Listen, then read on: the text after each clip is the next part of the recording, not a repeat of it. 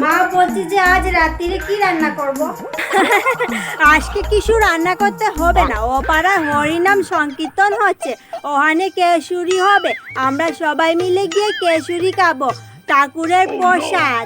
মা ঠাকুরের প্রসাদ তো, ঠাকুরের প্রসাদের মতো ওই অল্প করে খাবো, এই গরমে না আরো পেট ভর্তি খিচুড়ি ভালো লাগছে না, রান্না করি না, বাড়ির ভাত খাবো সবাই মিলে।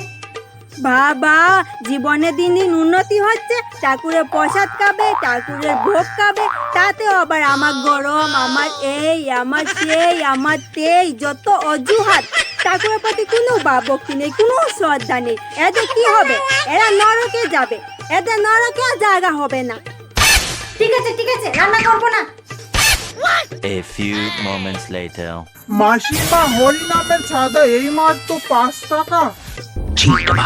তাও কত দেব? এই 5 টাকার কত দাম জানো? 5 টাকায় আজকালকার দিনে কিছু হয় নাকি? 100 টাকা লিখে গেছি, তা অন্তত 20-30 টাকা তো দিতে হয়। মানসিকতা আছে আপনার? তা মা, আপনার নাকি ঠাকুরের প্রতি খুব শ্রদ্ধা, খুব ভক্তি, খুব ভাব, একটু আগে আমাকে বড় বড় ডায়লগ মারলেন, তাহলে এখন ঠাকুরের চাঁদা 5 টাকা কেন মা? তোমাকে অত কেউ বকতে বলেনি, যাও গিয়ে নিজে কাজ করো। আরে তোমাকে যা দিয়েছি তা নিয়ে বাড়ি যাও, 5 টাকার বেশি আমি তোমাকে দেবো না, যাও। হরিনামের ছাদা দিয়েছে 5 টাকা, হাতে কি আর টাকা নেই?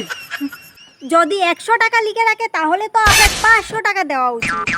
সালা সালা, এই বৌমাটার মুখে কিছু আটকায় না, কোথায় কি বলতে হয় তা কিছুই জানে না, অশিক্ষিত কোথাকার, আমার যেন ভালো লাগে না।